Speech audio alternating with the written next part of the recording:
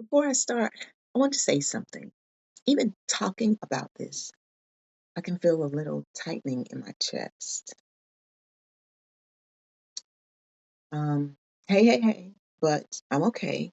I'm just noticing that feeling of my chest tightening, and I'm starting to name it because here, that's what we do. We name things out loud that make us uncomfortable. I'm Minty Ray. Welcome and do come in. You are among friends. This here is a space where we have real, honest conversations about real things that actually happen in midlife. Grown conversations, the kind that usually need time to simmer. And yes, maybe it's a little funny that I'm doing these talks while also navigating this um, in my real life because talking about these things can be hard. But as you know, when it's hard to talk about, I know that it needs to be talked about. Um, but I'll tell you though that this kind of hard and hard like this, um, and probably hard many other times as I think about it, feels therapeutic to me. Um, and if you're watching this and squirming, watching me talk through it, or watching me trying to get comfortable with it, um, I hope it will feel therapeutic to you too. So, what we do here is sit with what's real, what's raw, and what's relevant. I don't have solutions, but here we definitely name things and bring awareness um, so that we don't feel alone in these things. We talk through things to begin to feel stronger, more capable of navigating, especially because we want ease in menopause. And okay, all of that intro was probably me easing into this conversation rather than just diving in. But now let's get into it. Lately, I've been sitting with the uneasiness of not feeling emotionally present in multiple directions. And what that actually makes me feel like, um, well, now I'm embracing the idea. Let me say that again because I missed a cue here. Lately, I've been sitting with the uneasiness of not feeling emotionally present in multiple directions. Um, and what that not feeling emotionally present feels like. Um, what that makes me feel like, even though what that makes me feel like not feeling emotionally present with varying and various responsibilities, various commitments, various relationships. Because as we know, we, particularly in midlife, have multiple balls. I don't mean to downplay it. I'm trying to keep it a little bit less personal so that it can be a universal conversation. But um, we have multiple relationships, multiple priorities, and all of them happen. Um, they're all important to us. So I'm trying to sit with not feeling emotionally available in all of the areas that are a priority in my life. Um, I'll tell you though, to get to the point, now I embrace the idea that a marital relationship deserves to sit at the center of adult life. That is, if you're married or moving toward marriage. I believe that and I honor that. And I don't feel confused about that. Um, and yet, there are other directions in my life that need my appropriate availability.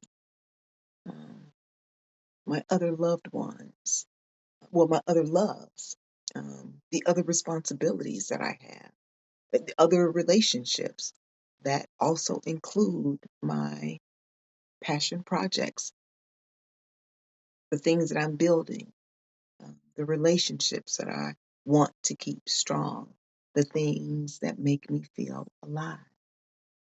And maybe part of what makes this heavier is um, when you are engaged, for example, and you live um, in between.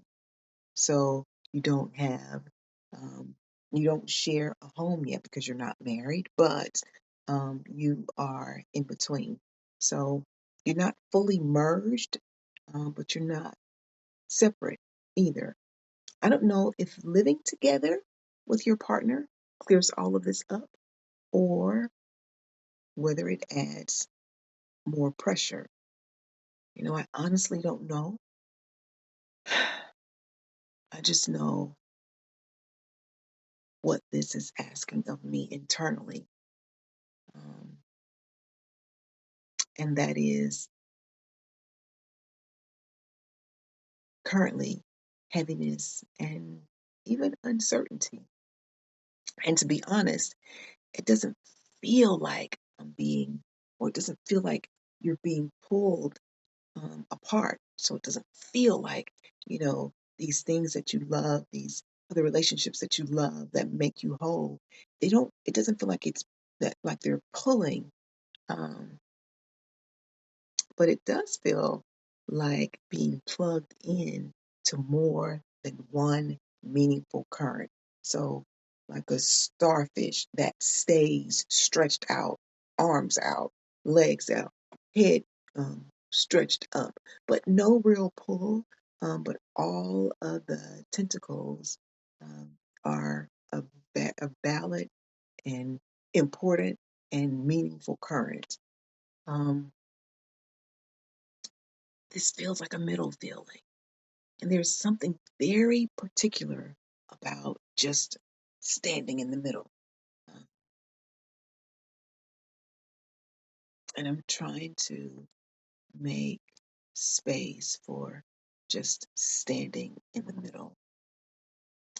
It's like being present for what came before, being attentive to what's unfolding ahead, and still showing up for what's happening now. You're doing it all at the same time. And when I say that, my body responds. It doesn't feel like it doesn't, my body responds, and that response doesn't feel like panic or urgency, but it does feel like pressure. And honestly, I don't know how honest this is, but I guess I do want it to be honest that I don't want to take it as a warning. Um, what I'm working myself to taking it as information. It's just a data point. Um, and to have that teach me, and like I said, I'm still trying to embrace that availability in all of these areas, me being present in all of these important areas. Um, what I want to be clear on is that doesn't have to be me being depleted in any other area. Instead, um, here are ways that I believe will help me show up in all of these important aspects of my life. So instead, it might feel more like answering a phone call without dropping everything else. Um, it would be saying, I hear you without immediately trying to fix something that was brought to me. And sometimes it's not even a critical thing that's brought to me, but just because I want to solve things, then, trying to fix it immediately. It's being reachable without being available on demand. It's listening fully and then saying, let me sit with this and come back. It's providing presence to all of these currents without collapsing. This, um, embracing this, doing some of this, um, helps me understand the difference between being supportive and being absorbed. Supportive sounds like, that makes sense. I hear you. I'm here with you. Absorbed, it sounds like, I need to fix this. I can't focus until this is resolved. Um, I feel responsible for how this turns out. While supportive is checking in and then returning to your own rhythm. Absorbed is abandoning your rhythm to manage someone else's emotional weather.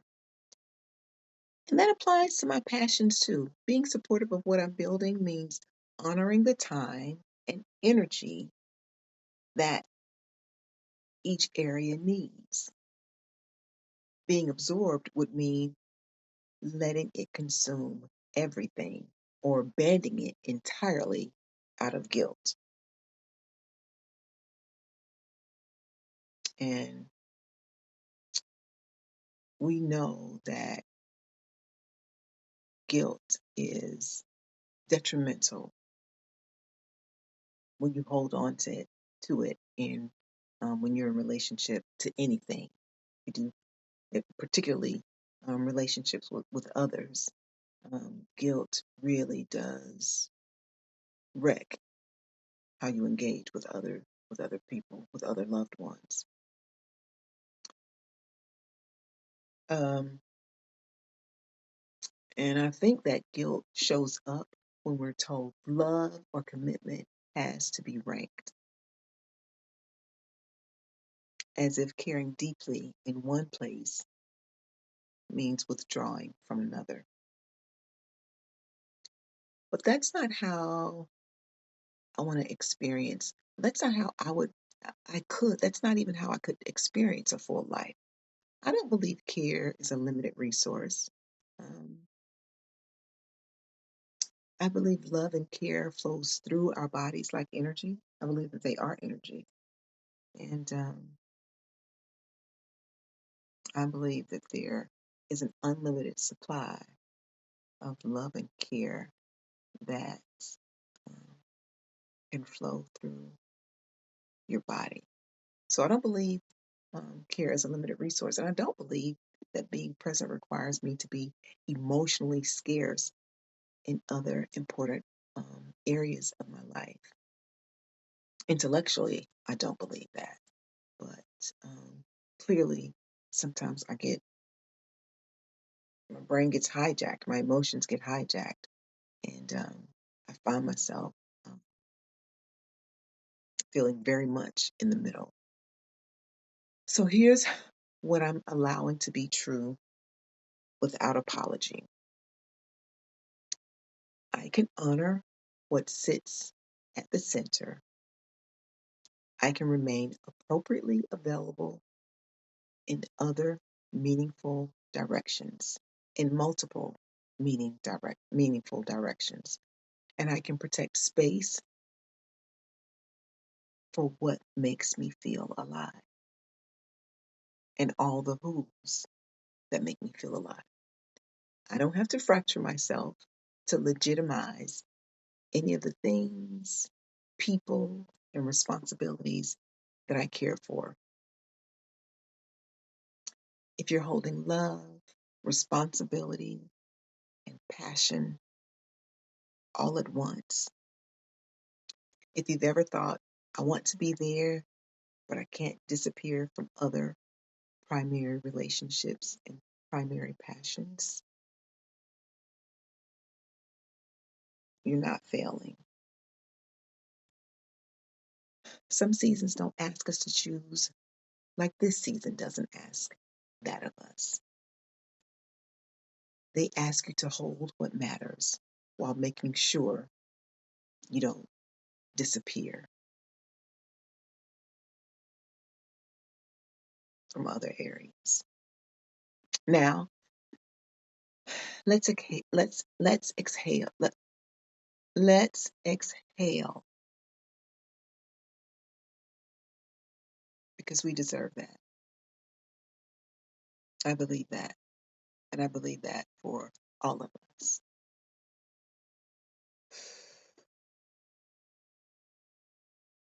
And I'll see you next time.